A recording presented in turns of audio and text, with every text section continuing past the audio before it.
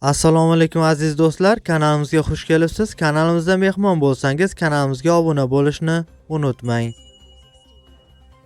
O'zbekiston Markaziy bank tomonidan belgilangan xorijiy valyutalarni O'zbekiston so'miga nisbatan 16-avgust kuni uchun amal qiladigan qiymatini e'lon qildi. Rossiyadan O'zbekistonga pul yuborish endi yanada qulay va tushunarli. Anjirpay moliyaviy ishlaringiz uchun yagona ilova.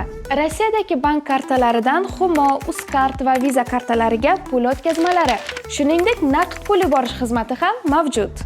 Kommunal xizmatlar, internet, TV, jarimalar, soliq va kredit to'lovlari 24/7 qo'llab-quvvatlash xizmati.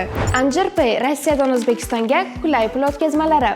Ilovani barcha platformalardan yuklab oling. Unga ko'ra dollarning rasmiy kursi 46,71 so'mga pastlab, 1 AQSh dollari 11,891 so'm tashkil etdi. Bundan ko'rinadiki, 100 AQSh dollari 1,189,000 so'mga teng bo'ldi. Yevro kursi esa 15 so'mga pastlab, 1 yevro 13,753 so'm tashkil etdi. Bundan ko'rinadiki, 100 yevro 1,375,334 so'mga teng bo'ldi. Rossiya rubli kursi esa 0,07 tiyinga ko'tarilib, 1 Rossiya rubli 141 so'm tashkil etdi. Bundan ko'rinadiki, 1000 Rossiya rubli